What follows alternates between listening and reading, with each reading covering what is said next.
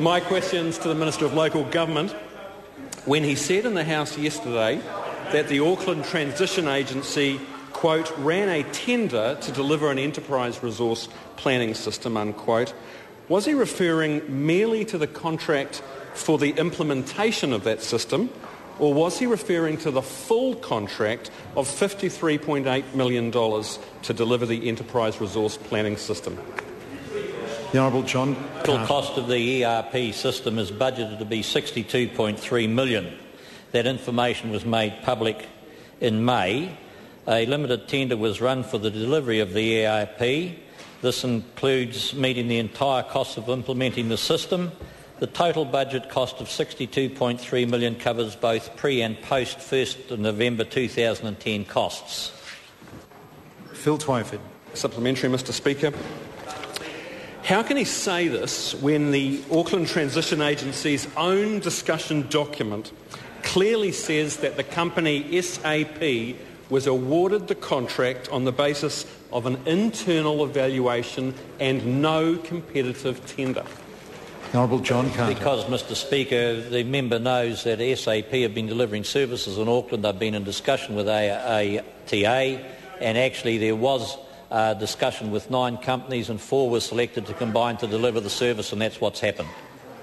Entry. Phil Twyford. How can Auckland ratepayers ever know that they're getting value for money from the enterprise resource planning system when they were denied an open tender process that would have saved them millions of dollars?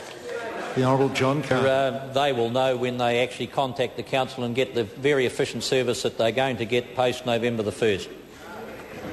Phil Twyford. How does he reconcile the failure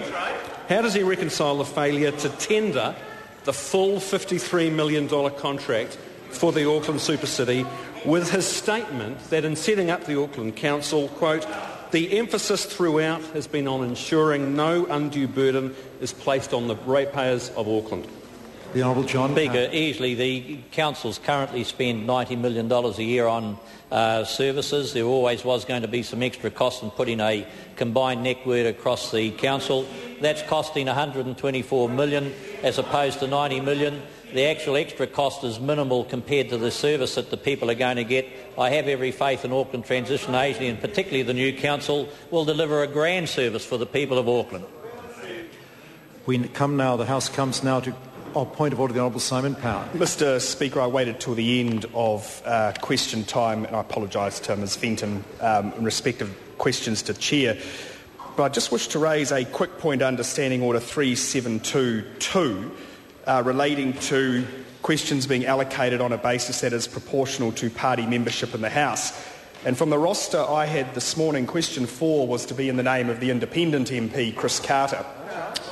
And I was just wondering, Mr Speaker, I see that question was taken by a member of the Labour Party at question 4, and wondered if we could get some clarification about what arrangements are now in place between the independent MP and the Labour Party. They said they want another vote. I'll hear the Honourable Darren Hughes. Mr Speaker, similar to the situation that existed with the Honourable Maurice Williamson and Brian Connell and many other members of Parliament who don't remain with the party they were elected with, it is a matter between parties when they are reallocating questions, and if a member is unable to be here and asks another party to take that question on their behalf, that is a matter for that party. As supplementaries are often traded between parties in this House, so too can primary questions be there. So we're grateful to the previous examples of national members who have run into trouble in this respect. It's been very helpful research for us as we've come to the arrangements on this side of the House. Order. I'll hear the acting leader of the House. Thank you, Mr Speaker. I wonder then if the shadow leader of the House might be able to give an indication as to when a Labour question will be traded back to Mr Carter on his return. Order. No, order. Now I say to the Honourable Anniette King, has she quite finished? Because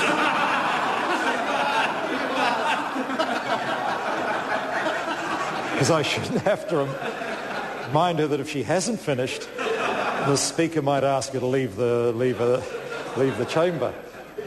But I'll accept the peace signal.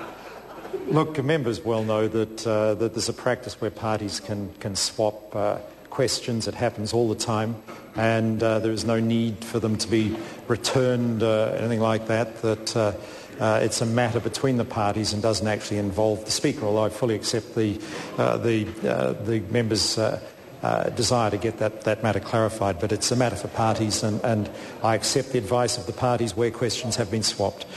We come now to point of order. Is it Phil Twyford? Sir, I seek the leave of the House to table a discussion paper from the Auckland Transition Agency.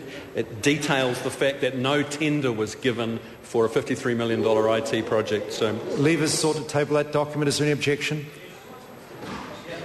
It appears there is objection. We come now